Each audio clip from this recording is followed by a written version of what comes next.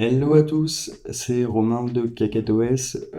Je commence une petite série parce qu'on m'a demandé de faire des petits retours d'expérience sur ce que j'aime comme faire le plus, c'est-à-dire créer des applications et aider des gens à penser et on va dire de passer de l'idée au MVP. C'est vraiment ça ma spécialité, bien plus que Figma au final. Et je me suis dit pourquoi pas documenter aussi l'aventure Perrock.ai, donc perroquet. En français, c'est un petit jeu de mots bien sûr avec KKTOS. On verra pour la prochaine boîte. L'idée c'est quoi? Je vous ai préparé un petit fiction pour qu'on puisse suivre tout ça ensemble, mais c'est de raconter un peu comment est-ce que on passe de la naissance d'une idée à un premier SaaS, un premier produit, un premier POC, on va dire, prototype, et puis voir si ensuite il y a un coup à jouer éventuellement. Donc, la naissance de Perroquet, c'est quoi? C'est qu'en fait, je suis quelqu'un d'assez fainéant, comme beaucoup de designers. J'aime pas trop perdre du temps sur des choses inutiles. Et quand ChatGPT a OpenAI a release le modèle 4.0, avec notamment la prise en compte vraiment des photos, du contexte, etc., je me suis dit, tiens, ce serait marrant d'essayer de voir si je prends des photos d'objets, il arrive à reconnaître. Et typiquement, le bon use case, c'est ça me créerait le titre et la description pour Le Bon Coin, eBay, et éventuellement, ensuite, aller créer tout de suite mon annonce directement sur ces sites-là. Spoiler, c'est bien sûr beaucoup plus compliqué que ça.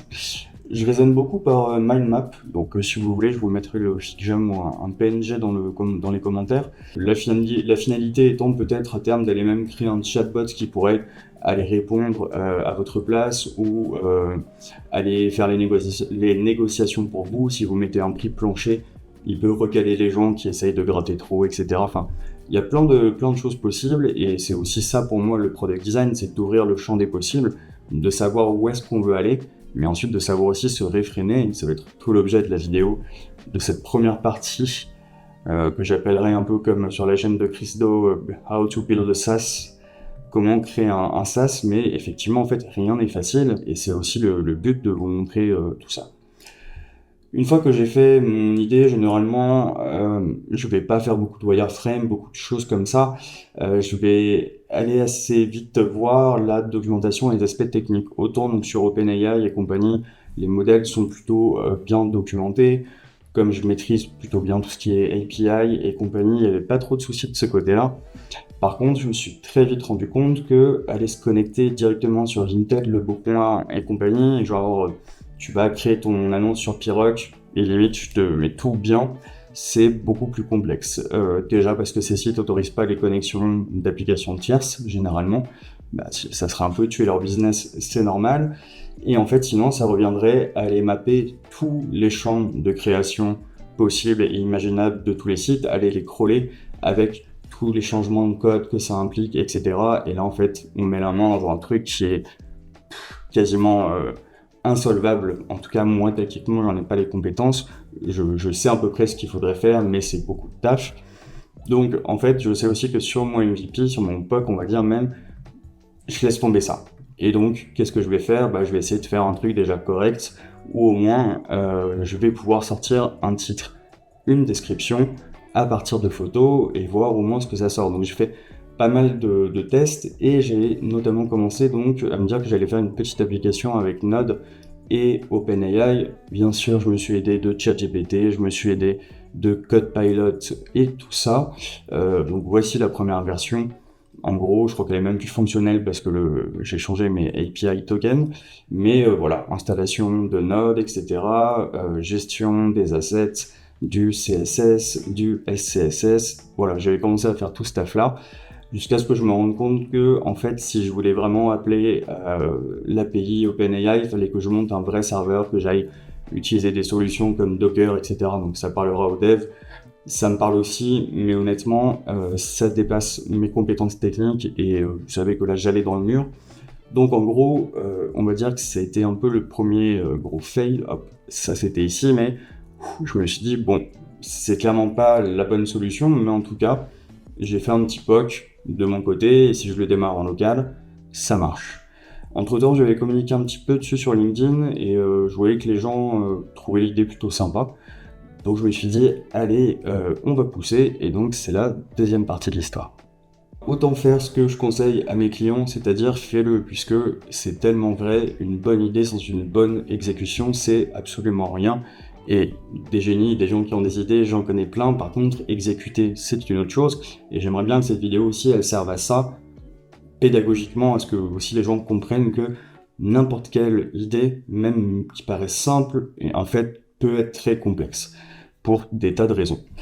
Bon, vu que techniquement j'avais atteint mes limites sur ce que je pourrais faire en code pur, même avec l'aide des IA, en fait, c'est typiquement aussi les limites. C'est que si j'ai pas les bonnes connaissances techniques, en soi, l'IA sera pas assez probante et pas assez bonne dans ses réponses parce que je ne serai pas forcément allé la challenger.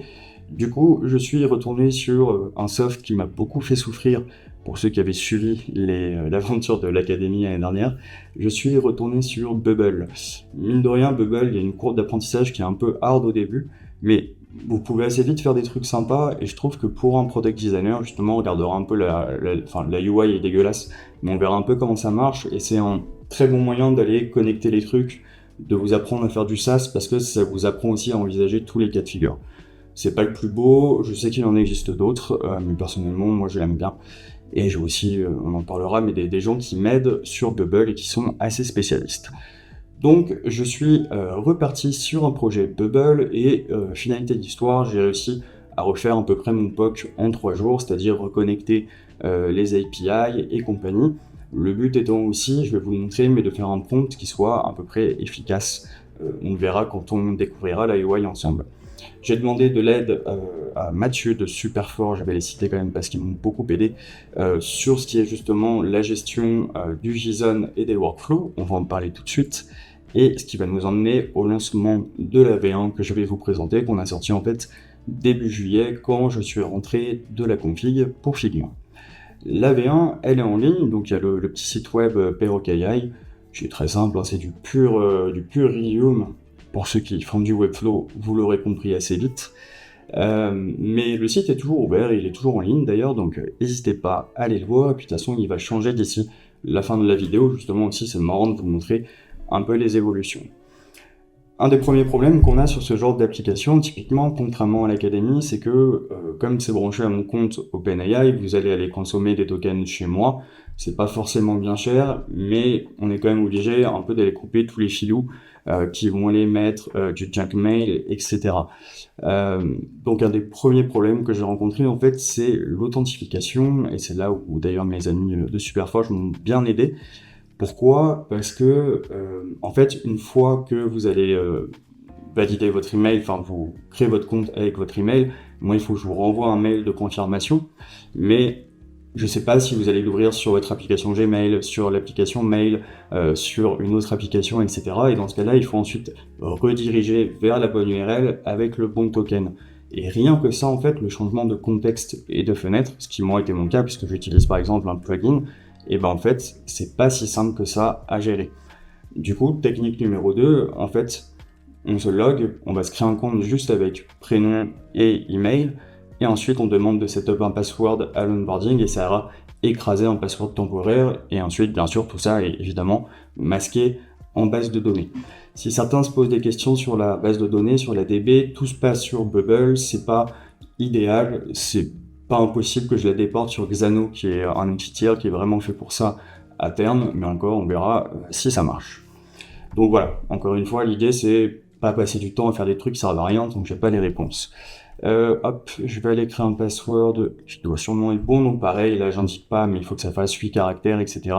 Rien que le fait de montrer que l'expression régulière est bonne, c'est pas si simple, donc je pense que je vais adoucir ces règles. Ça encore une fois, c'est l'ancienne UI. Une fois que je crée mon password, hop, je peux aller réclamer mes tokens et je vous en offre 10 000, ce sera même 20 000. Vous comprendrez pourquoi à l'onboarding. On choisit sa langue par défaut pour les générations. Et si vous avez quelque chose à vendre, vous pouvez commencer tout de suite, sinon terminez l'onboarding. C'est pas bien beau, c'était fait à l'arrache chez mes amis de Digiteur, qui est un super logiciel d'animation, mais en gros, on vous invite tout de suite à créer un listing. Là, on va aller parler des limites de cette première version, en fait. Donc, on peut aller choisir le langage, etc. Et je vais vous montrer le workflow qui tient derrière. Et ce qui était marrant, c'est de choisir un ton. Donc, est-ce que c'est plutôt un ton sympathique, humoristique? Selmy Dispense, c'était un peu le loup de Wall Street avec DiCaprio, ou storytelling, genre raconte-moi une histoire. Et on peut aller ensuite, bien sûr, rajouter des photos. Donc ça, c'est des photos d'exemple que j'avais prises sur Vinted. Mais typiquement, le gros problème de cette V1, c'est que vous pouvez uploader soit 4-5 photos max, soit une, mais là, vous voyez, vous êtes bloqué. Donc typiquement, en termes d'UX, c'est franchement pas ouf. Donc si vous regardez, hop, sur le lancement de la V1, Mail, Veriflow, je viens d'en parler, c'était mon problème de comment gérer l'authentification et éviter justement d'avoir trop de junk mail ou de faux users, et pas de multi-upload de photos, et ça maintenant c'est résolu. C'est pas forcément idéal, mais ça marche. À partir de là, donc si je fais reset et que je vais en uploader un petit peu plus, et chercher plusieurs photos, donc j'ai bien choisi, par exemple, je vais me mettre en français et en ton humoristique, ou allez, friendly, ce sera plus sympa. Let the magic begin. Donc voilà, pour l'instant, il n'y a pas de loader, il apparaît comme ça juste avec le temps. Et je vous expliquerai après ce que je compte faire justement pour contourner ça, parce qu'il y a un autre gros problème qui va surgir. Mais en tout cas, ça marche. Voilà. Ici, j'ai bien le nom de l'item. Il reconnaît la marque et tout, donc ça aussi, ça va faire partie du taf du X que j'ai à faire ce mois-ci, c'est faire des guides pour bien montrer aux gens comment est-ce qu'il faut prendre les photos, etc. J'ai toujours un problème de formatage où il va mettre en fait ces doubles étoiles là pour le bold, mais en fait c'est accepté dans quasiment aucun site, et j'ai du mal dans le prompt justement à lui dire, malgré le fait que je le parse en JSON, qu'il faut pas le mettre, mais en gros, voilà, vous pouvez copier les descriptions et le titre et le sauver dans vos listings éventuellement pour le retrouver. Ça, pareil, l'idée c'est de voir un petit peu loin, parce que si dans la V.1.5, j'arrive à me connecter, ou au moins, c'est le but du plugin, quand vous êtes sur Vinted, je crée mon article et je peux envoyer direct le titre, la description et vous faire gagner un peu de temps. Ça, c'est un petit peu le but, on va dire, de la suite. Je peux revenir ici. C'est pas évident, pareil, en fait, que typiquement toute l'édition ici est dynamique. C'est ce qu'on appelle de l'auto-binding sur Bubble, mais en gros, dès que vous éditez ici, si là, je recopie la description, vous recopiez la description qui a été éditée. Donc voilà, ça c'était plein de petites notifs que j'ai mises en place sur la version qui va arriver ce week-end ou lundi. Que dire d'autre? Get token, donc à partir de là, vous pouvez acheter des tokens. Donc c'est une autre limitation aussi, mais cette fois on va dire plus du côté légal. Pour l'instant, en fait, il n'y a pas de boîte qui existe derrière Perroquet, c'est KakatoS Design Studio, que vous connaissez sous le nom de The KakatoS Theory.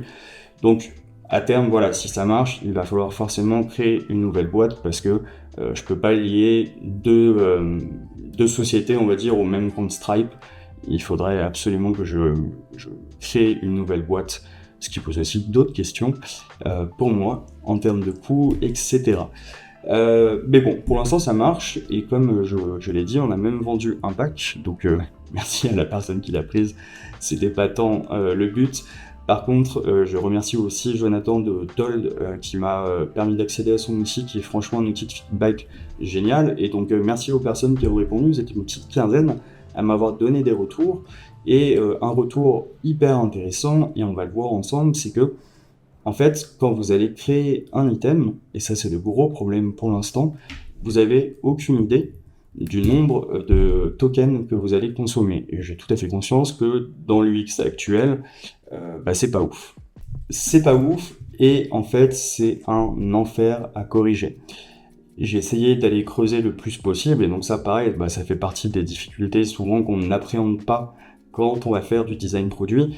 Ici, typiquement, les photos que j'ai prises étaient directement prises sur Vinted. Donc, pardon à la personne, j'espère qu'elle ne se reconnaîtra pas.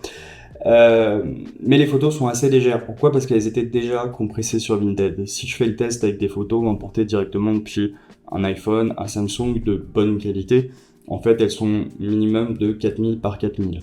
Et c'est là, du coup, j'ai dû aussi aller voir un petit peu tout ce qui est le pricing d'OpenAI, en fait, pour comprendre comment ça marche.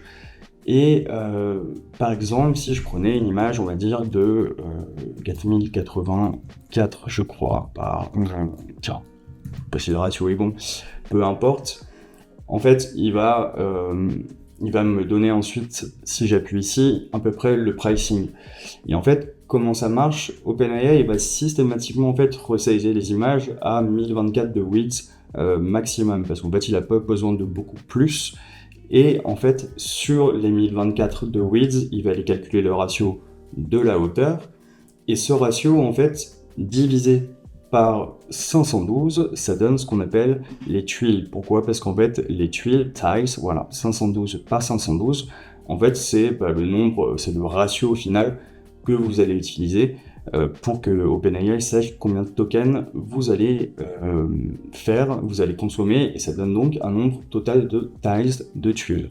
Donc déjà ça, il faut le comprendre, et c'est un de mes gros points de blocage pour l'instant, c'est que j'arrive pas facilement, on va dire, à récupérer successivement toutes les largeurs d'images pour donner une appréhension à l'utilisateur de combien de tokens il va consommer. En fait, c'est pas si simple que ça, et c'est pas natif sur Bubble. Il faut passer par des plugins qui sont pas forcément toujours bien foutus. Donc, rien que de comprendre ce modèle de pricing, etc., en fait, c'est ça qui va me permettre d'aller ensuite chercher la fonction qui va me permettre ensuite d'aller calculer exactement combien de tokens l'utilisateur va consommer, mais c'est pas du tout aussi simple que ça. La compression des images, du coup, est aussi hyper importante, puisque si je compresse les images en amont, l'utilisateur va consommer moins de tokens. Donc on va maintenant passer sur la nouvelle version que je vais vous présenter, et vous allez voir qu'il y a pas mal de ces petits problèmes-là qui sont résolus. Pas forcément tous, mais normalement, c'est on va dire une V0.9 qui est déjà plus acceptable. Elle bougera sûrement un petit peu d'ici là, mais vous voyez que l'interface a pas mal changé.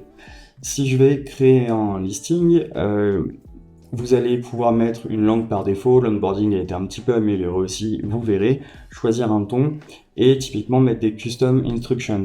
Ça peut arriver, j'ai l'exemple là au studio, un tabouret blanc de la marque made.com, mais en fait c'est marqué nulle part. Et ici, je pourrais tout à fait marquer marque made.com, et du coup, il comprendrait, parce que le flow est fait ainsi, et je vous le montrerai, il comprendrait tout seul que c'est la marque. En termes d'upload d'images, du coup, maintenant, si j'en mets, on va dire juste 2 par exemple, donc ça, il faut que je le cache. C'est pas beau, ça c'est pas beau non plus, mais pareil, c'est en WIP, on va dire. Ça c'est pour moi, pour l'instant, pour justement calculer les tailles des images, et vous allez voir que si je vais chercher par exemple une image qui est beaucoup plus grande, donc ça, typiquement, c'est une image qui vient d'un iPhone, elle est en 4032 par 3024, voilà, et je l'entoure en rouge pour montrer au user que elle est trop large. À partir de là, pareil, en termes de product design, en fait, j'ai 2 solutions. Ou je continue à me prendre la tête, comme je l'ai fait depuis 5 jours, essayer de trouver la manière de calculer le nombre de tokens, ou je la joue plus simple, et en fait, je permets au user de compresser en amont les images. Pourquoi c'est un problème aussi? Parce qu'en fait, actuellement, tant que le listing n'est pas créé, moi je le crée pas en base de données. Si je le crée pas en base de données, je vais pas prendre de place sur les serveurs, et du coup, je prends moins de place et je paye moins cher à Bubble, parce que Bubble aussi, il y a des limites sur les forfaits, et sur un POC, je vais pas prendre le forfait à 130$ au début. Donc, en fait, là, ma grosse problématique, typiquement maintenant sur l'upload, c'est que si vous mettez que des images d'iPhone, le call va prendre une plombe, et c'est frustrant. Donc il faut que je trouve un petit truc pour gérer ça, mais c'est un peu bancal et je sais même pas si je vais réussir à l'implanter. Ou alors je propose au user de réduire ses images, mais si je lui propose ça, du coup moi ça va me coûter aussi ce qu'on appelle du workload unit sur Bubble, donc est-ce que je lui prends quelques tokens ou pas? C'est typiquement le genre de choses où j'ai pas encore tout à fait arbitré. Pour l'instant, je m'oriente plus sur une solution où je vais essayer quand même de trouver une façon de faire d'ici la semaine prochaine, mais je mettrai en tout cas dans les guidelines, ou sinon je mettrai une petite vidéo pour vous montrer sur Mac ou PC comment réduire le poids des images. Donc vous voyez ici le champ approximatif token cost qui est vide, parce que pour l'instant j'y arrive pas. S'il y a des gens que ça passionne sur Bubble, comment est-ce que ça marche en fait? J'ai ici un custom state en fait qui va récupérer les valeurs les images du multi-uploader. Et ensuite en fait je serai obligé d'aller chercher dans le backend workflow. Donc en fait au niveau du create item, c'est ici où il faudrait que je fasse la compression, puisqu'en fait il va récupérer les images qui sont dans ce qu'on appelle sur Bubble un repeating group. Donc le repeating group en fait c'est rien de bien méchant, c'est juste le fait, un peu comme pour ceux qui connaissent Webflow, un objet CMS qui va aller chercher la base de données. Pareil, la base de données c'est intéressant d'en parler puisqu'elle est faite de telle façon que en fait tout est bien séparé, et ça pareil c'est aussi des logiques de product design. En fait j'ai mes users, ils ont une langue par défaut, etc. Un historique de tokens. Typiquement, je traque combien les users vont dépenser de tokens parce que c'est comme ça que je pourrais à terme lancer des promos, etc. Ils ont un nombre de current tokens. Est-ce que l'onboarding est complet, oui ou non? C'est des conditions qui vont me permettre aussi de leur donner accès à certaines features. Donc, c'est aussi pour montrer aux étudiants, aux gens qui veulent faire du product design que le vrai product design, c'est aussi ça. C'est en fait aller chercher toutes les exceptions et puis savoir comment est-ce qu'on construit un produit. Donc, en fait, les users, qu'est-ce qu'ils ont? Ils sont propriétaires, il faut que je retrouve, d'items. Voilà, ici, list of items, et item sur le Bubble, mais comme l'aurait fait un dev, c'est aussi un objet à part. Donc, les users possèdent des items, et les items, ils ont un nom, un owner, payload, ça c'est pour le JSON, une consommation de tokens, etc. Ils ont aussi une liste de génération. Et en fait, la génération, c'est ce que vous voyez à la fin. Et pourquoi est-ce qu'on a séparé comme ça avec Mathieu de Superforge qui m'a aidé? C'est parce que si on essaye de voir un petit peu loin, mon but, c'est aussi de vendre ça en B2B, de vendre ça à des gens qui font ça dans ces métiers, qui achètent des cartons entiers. Et donc peut-être pourquoi pas un jour de prendre genre 40 photos, toutes les uploader sur Perroquet, attendre 1 heure ou 2, mais au moins il est capable de faire le patch des photos, de reconnaître, etc., d'avoir ses custom instructions perso. Donc de toute façon, plus je sépare au début, et plus je suis scalable. Et donc en fait, l'idée, on va le voir dans la nouvelle user interface, alors ça sera pas pour cette V1, mais c'est de créer des variantes éventuellement de langage, de ton, et puis c'est là où vos retours seront assez intéressants. Mais donc voilà aussi comment on pense en product design. Est-ce que c'est le product design? Pour moi, c'est aussi un petit peu penser toujours à tout ça. Donc allons-y, si vous voulez voir un petit peu maintenant à quoi ça ressemble maintenant la nouvelle version, je vais aller supprimer ça, hop. Donc si vous regardez cette vidéo et que vous voulez tester, n'oubliez pas de ne pas mettre des images trop lourdes. Je crois aussi qu'il y a des problèmes typiquement de latence. Là je sais que si je reste trop longtemps sur cette page, je comprends pas forcément pourquoi quand j'ouvre la console Chrome. Voilà, parfois, hop, je pense qu'à force de parler, en fait, j'ai une itération qui tourne et voilà, ça fait partie des petits bugs que parfois, j'avoue que je sais pas forcément les résoudre, mais c'est pas grave, je vais me faire aider. Donc je reprends ici mon petit top, je vais aller reprendre mes 5 images. Normalement, si je vais plus vite, c'est bon. Donc voilà, le bouton passe bien en Enable, bien sûr. Et on peut regarder un peu le back, parce que c'est ça qui est intéressant aussi, je disais sur Bubble, c'est que en fait, tout marche par condition. Et en fait, le design, applicatif, métier, ce qui moi est ma spécialité, c'est beaucoup ça. Donc en gros, on lui dit déjà, tu peux lancer le workflow que si le user a plus de 250 tokens, ce qui est un peu généreux parce que du coup, vous pouvez tomber à moins 3000. On va dire que je le tolère, par contre, après, vous êtes obligé de recharger. Tu vas créer un nouvel item, tu vas aller récupérer les images, etc. Tu vas faire un changement à l'item, tu vas le passer en loading, et c'est ça qui va aller du coup déclencher le loader qu'on voyait juste avant. Hop, avant de découvrir le résultat, je vous explique un peu comment ça marche.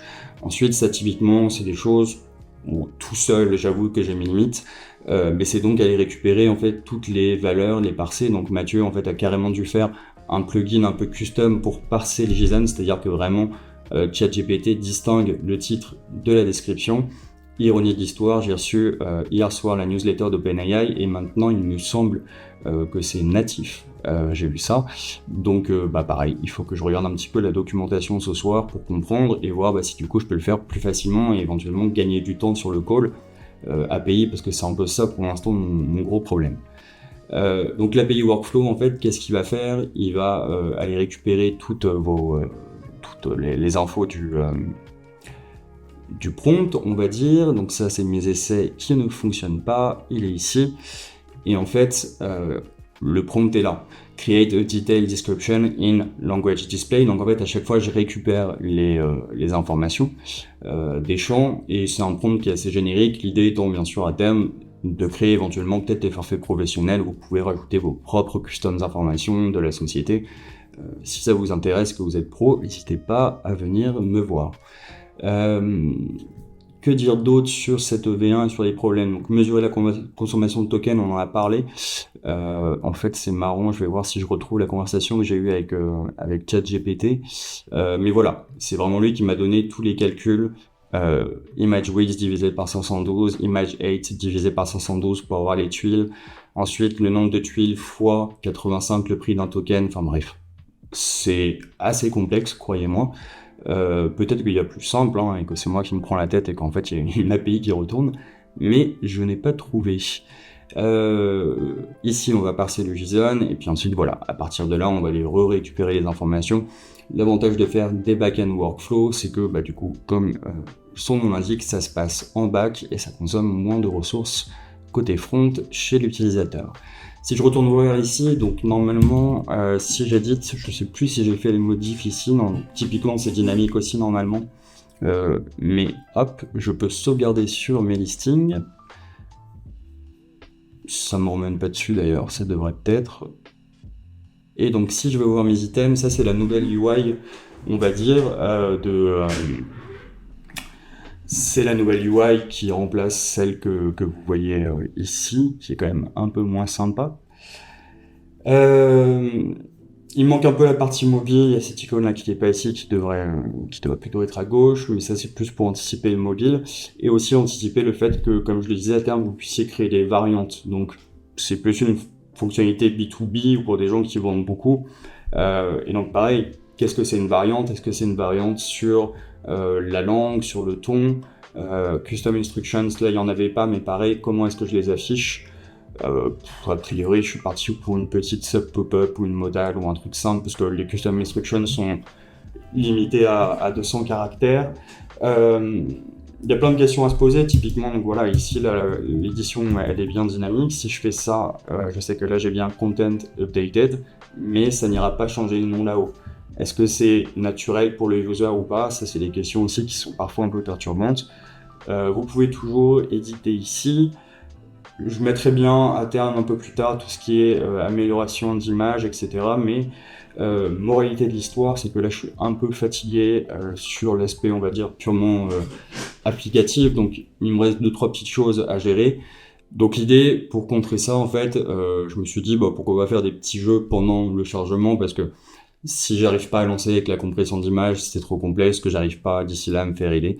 Du coup j'avais créé ou un petit snake avec ChatGPT, donc bon, ça c'est vraiment un peu nul, avec des petits sons, et puis du coup en fait je me suis dit que c'était pas ouf, donc j'ai fait un deuxième petit jeu toujours avec ChatGPT que je suis en train de pimper, qui est ici, mais pareil ça va me poser des problèmes à l'intégration sur Bubble. D'ailleurs voilà la petite mascotte.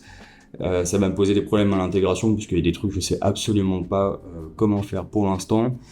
Donc c'est du pur j'ai généré un GIF avec Midjourney, je crois, je l'ai animé avec je sais plus quel logiciel. D'ailleurs la boucle est pas ouf. Et je me suis dit voilà, pendant que vous attendez, autant faire un petit jeu un peu débile, et en gros là votre score, c'est le nombre de tokens que je vous rembourse par exemple à la fin du call. C'était ma petite idée de nudge, on va dire, en attendant que le call se fasse. Mais typiquement, il faut que je vois comment, dans le JavaScript de ce fichier, comment est-ce que ensuite je vais récupérer ça sur Bubble. Pareil, honnêtement, j'en ai strictement aucune idée pour l'instant, ça doit pas être bien compliqué. Mais voilà.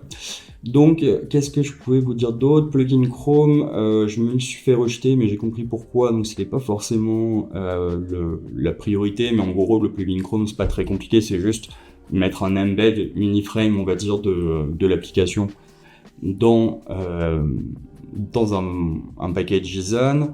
Donc d'ici septembre, ce que je veux régler cet été, c'est tout l'aspect légal, mention légale et compagnie, rédiger les guides de vente, faire la bêta avec vous, donc avec ceux que ça intéresse, et ensuite faire toute l'UX, donc les mails, les relances, tu n'as plus de token, t'as pas acheté, etc. Je te balance des offres, tous les workflows. Ça, Maxime m'a beaucoup aidé, donc merci à lui. Tous les mails sont intégrés sur Brevo, enfin voilà, il faut juste aller connecter tout ça. Pour l'instant, typiquement, j'ai 0 vue sur l'admin et c'est même pas la priorité de passer du temps. Donc voilà, c'est aussi, je pense, un bon exemple pour vous montrer, parce que c'est le vrai product design. Encore, je suis sûr que j'ai oublié des trucs. Mais bon, c'est gérer beaucoup de choses à la fois, c'est se prendre pas mal de murs. Je sais que la finalité, ce que les gens attendent, c'est qu'on se connecte facilement sur Vinted, Le Bon Coin, et puis en fait, c'est un truc qui a pas de limite. Si vous avez vu ma vidéo de présentation avec Agen, où j'avais parlé dans toutes les langues, ça avait fait marrer plein de gens, donc je pense qu'il y a un vrai potentiel. Donc l'idée, c'est de faire les choses bien. Donc pour moi, voilà, cette future V1 qui sortira, il faut au moins qu'elle sache compresser les images, ou alors qu'elle vous aide à le faire, dans un premier temps, compter le nombre de tokens.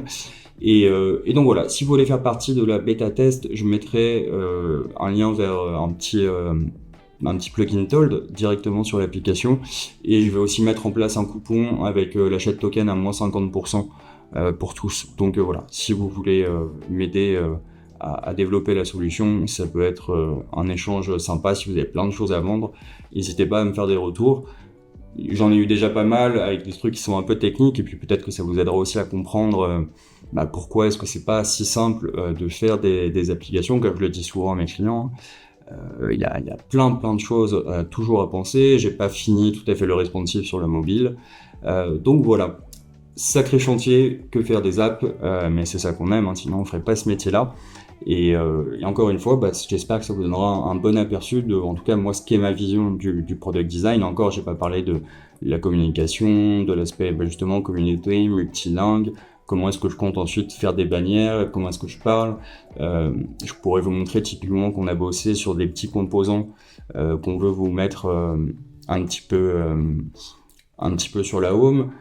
Combien de temps est-ce que vous avez gagné grâce à Perroquet, ce qu'on pensait aussi faire, parce que c'est vrai qu'une fois que votre annonce a été vendue, c'est vous proposer éventuellement, ça on peut catch l'event, je pense que c'est pas très compliqué, mais en gros de la supprimer des serveurs de Perroc, dans le sens où chez nous ça libère de la place, et c'est plus écologique au final, puisque c'est pas des données que nous on va garder et puis vous en avez plus besoin. Donc voilà, c'est un angle aussi qui me plaît pas mal, sans que je trouve que ça soit trop de l'écologie bullshit, parce que pour le coup c'est vrai. Donc à voir si ça peut être intéressant ou pas. Donc vous voyez que c'est encore un petit peu en chantier, mais il y a pas mal de choses qui marchent globalement. Ici vous pouvez refill directement.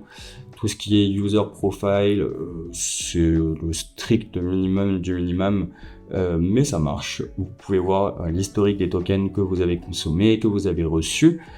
Voilà, j'ai plein d'idées pour développer cette application, mais cette vidéo est déjà ultra longue.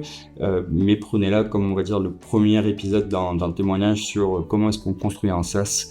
Nous, c'est vraiment ce qu'on aime faire chez KakaoTOS, donc si vous êtes sur ces problématiques-là, écoutez, n'hésitez pas à venir me voir. Et puis, si vous souhaitez un deuxième épisode, pareil, on se reverra à la rentrée avec plaisir. Moi, je vais continuer à avancer sur l'application, et puis d'ici, on va dire 2-3 jours, vous aurez accès à cette nouvelle version. Donc, n'hésitez pas à vous inscrire, le temps que je règle les derniers problèmes, et puis j'attends vos retours avec impatience.